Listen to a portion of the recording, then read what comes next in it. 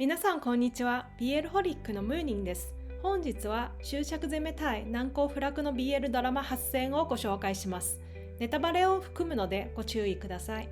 それではまずは義理兄弟編から始めましょう。台湾 BL Unknown 僕らも知らない僕ら。ウェイ・チェンは薬物中毒の母を亡くし、未成年の頃からヤクザボスの下で働いていた。ある日帰り道でホームレスの小さな男の子を見かけ、自分の子供時代と重ねたのか不憫に思い、食べ物を与えたり世話をするようになる。次第にその子はウェイ・チェンを待つようになり、ついには家までついてくる。その時ウェイ・チェンは彼を家に入れなかったが、妹のシャオパオがドアを開け男の子を迎え入れる。その瞬間から彼には家と呼べる場所ができ、名前もなかった彼は後にウェイ・チェンによってシャオユエンと名付けられる。ウェイ・チェンにとってシャオユエンとシャオパオは全てだった。自分がどうなろうと構わない、2人が幸せでさえいればいいと思っていた。だが成長とともにシャオユエンはウェイ・チェンを兄ではなく一人の好きな人として見るようになっていく。好きになってはいけない人と分かっていながらも心は止められず、思いを断ち切ることができなかった。 BL としての魅力はもちろん、3人の絆の深さに心を打たれた。命を預けられる相手に出会うことは難しいけど、彼らはそれを叶えた。血はつながっていなくても確かに家族であり、それ以上の関係でもある。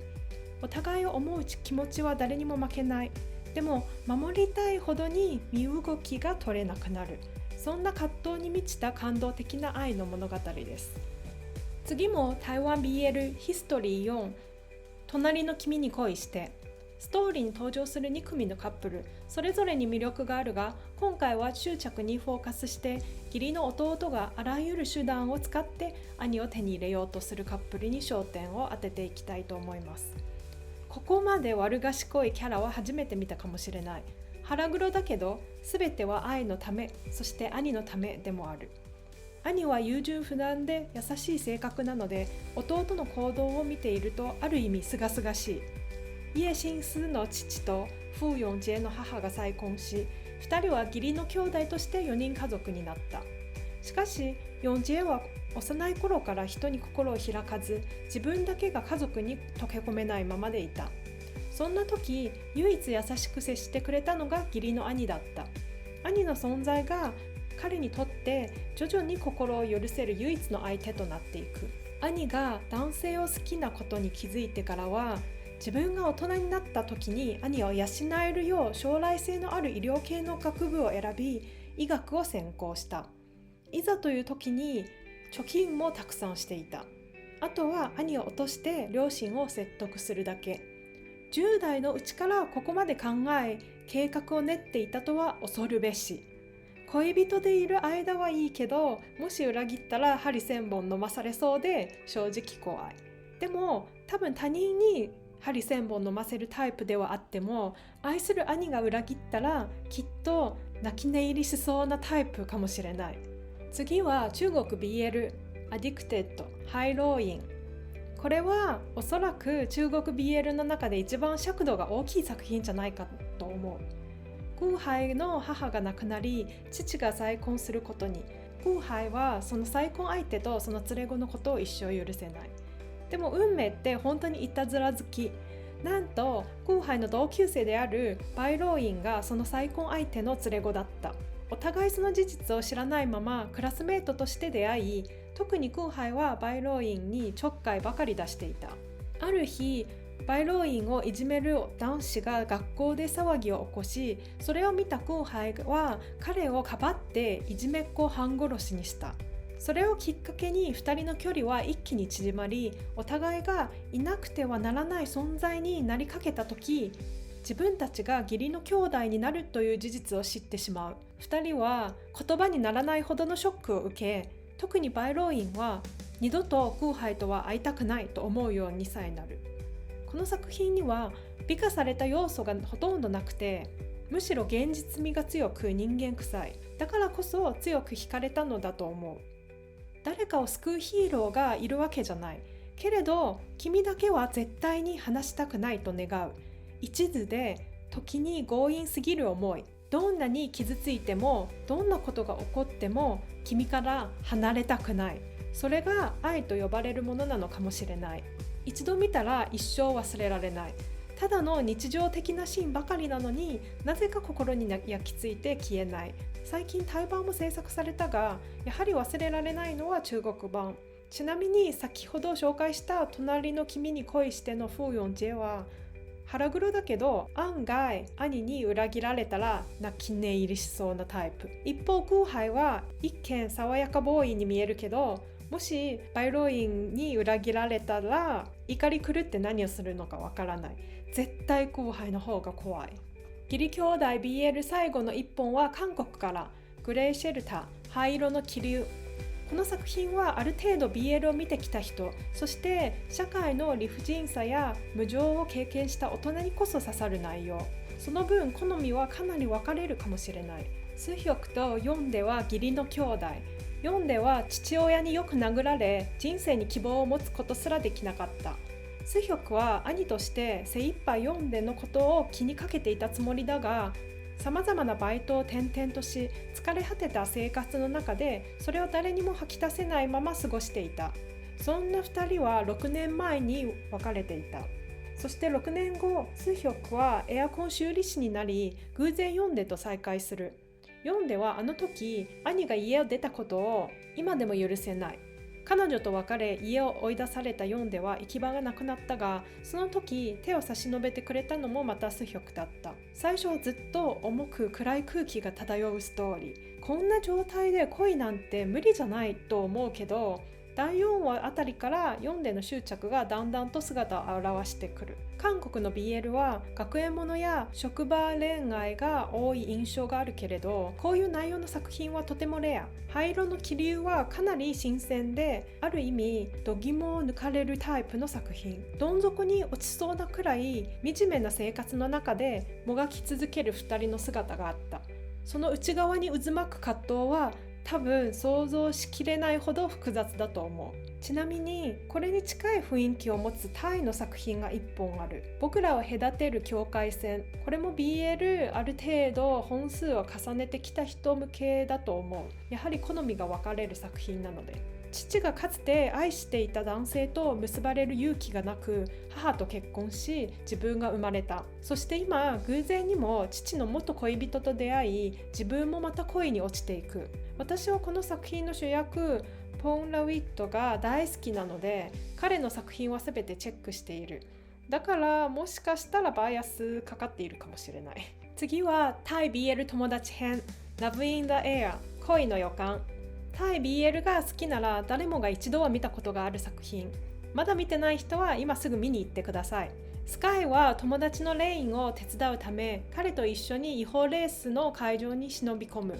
でも途中ではぐれてしまい警備に見つかって連れ去られそうになったその時、レースの出場者プラパイに助けられる。しかしプラパイは助けた見返りにセックスを求める。スカイは仕方なくそれを受け入れ、一夜限りもう二度と顔を合わせることもない相手だと思っていたが、プラパイはあらゆる手段を使ってスカイの居場所を突き止め、そこからはなんと超直球アタック。でもスカイもかなり手強い。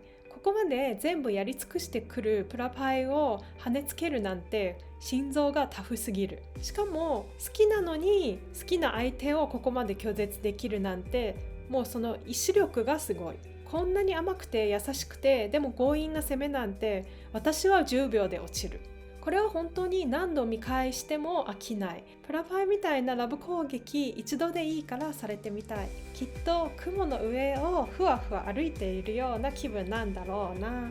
ちなみにフォートピートの2人はこのシリーズで大ブレイクし、続いて出演したラブシーンも大体同じような雰囲気の作品。私はやはりラブインダエア、恋の予感の中のこの2人が一番好き。次は日本 BL4 月の東京は実写版もすごく良かったけど、私は漫画も全て読みました。ずっと一人の人を思い続けて、どれだけ年月が経とうとその思いがあまりにも強く2人を確かにつないでいた。静かに流れる時間の音が聞こえてきそうな張り詰めた静けさ。こんなにもゆっくりでもゴーゴーと燃える愛は力強くてたくましい。お互いのためにしてきたことを知れば心の奥深くまでじんわりと満たされていく。新人社員として入社したカズマはデザインチームの責任者レンと再会する。嬉しさを隠せないカズマと対照的にレンは何事もなかったように振る舞う。けれど本当は子供の頃の出来事をずっと忘れられずにいた。レンは自分のせいでカズマが不幸になったと思い込んでいて、もう二度と同じ目に合わせたくなかった。一方でカズマはレンがこれまでどれほど自分のために全てを背負ってきたかを知らない。レンはセフレでもいいと口にするが、カズマにとってはどんな形であれレンがそばにいてくれることが全てだった。お互いを同じくらいに好きになることは奇跡に近い。この2人は相手のために同じくらい自己犠牲ができるし、永遠に思い続けることもできるカップル。漫画の東京霊界展ではレンの弟恭平が主人公のスピンオフ。本編に劣らない最高のストーリーだった。日本語読める人はぜひどうぞ。次は韓国 BL A Breeze of Love、天気予報のような恋。一度は逃げたバンドングの2度目の真剣勝負。今回は本気でリードヒョンの心をつかみに来る。内に秘めたマグマが今にも爆発しそうなのに表情はほとんど変わらない。何を言われようと今度こそ絶対にそばから離れない。リードヒョンはバスケ部の部長でバスケ一筋の男。部員が負傷し試合に出られなくなる緊急事態でマネージャーは身長が高いバンドンウックを勧誘するがあっさり断られる。だがバスケ部でリードヒョンの姿を見た途端バンドンウックは急に出場を引き受ける。実はこの2人高校の同級生。出会いは体育館の倉庫。バンドンウックがいつも昼寝していたマットの上にリードヒョンがすやすやと気持ちよさそうに眠っていたのがきっかけ。誤解だらけの関係から恋に落ちるまでの過程がたまらない。君としか一緒にいたくない、そんな気持ちがあふれる爽やかで切ない青春物語。最後にタイ BL の Unforgotten Night。 カモールはマフィアボスの信頼厚い次期後継者。彼には SM の性癖があり、これまで数多くの人とプレイしてきたが、キムと出会って初めて本当の満足を知る。キムに断られても一切ひるまず、カモールは猛アプローチ。堂々と一夜を過ごしたいと宣言し、 SM 用の手錠でキムを縛ってプレイ開始。キムは一夜限りの遊びだと思っていたが、翌日カモールは当然のように彼のアパートに押しかけて同棲したいと言い放つ。この上から目線の口説き方最高すぎる。断られても気にせずやるべきことを淡々とするカモールはもはや君主様の風格。私的には SM シーンをもっと入れてもよかったかなとは思うが、キンポルシェのベガスとピートの SM に比べるとこっちは全然物足りない。権力、金、ルックスを持つ男がたった一人を一途に愛す。これぞ BL 定番。定番だと分かっていてもまた恋に落ちてしまうのがファンの私たち。唯一ケチをつけるならキム役はもう少しかっこいい人ならより完璧だったかも。ちなみにカモール役のユンが最近リリースされたマイスタボンのタイ役を務め、相手役はプンプンに変わり画面のビジュアルがぐっと私好みになった。時間がある人はぜひチェックしてみてね。本日の執着攻めをまとめると、僕らも知らない僕らのシャオパオは献身的攻め。隣の君に恋してのフーヨンジェは悪賢い攻め。バイロインのクーハイは強引攻め。灰色の気流の4ではヒステリック攻め。恋の予感のプラパイは蜂蜜より甘々な攻め。天気予報のような恋のバンドンウックは止めど流るる攻め。4月の東京のカズマとレンはお互い執着攻めだった。Unforgotten Night のカモールはド S 上から目線攻め。あなたはどの執着攻めが一番好きかな？ではでは。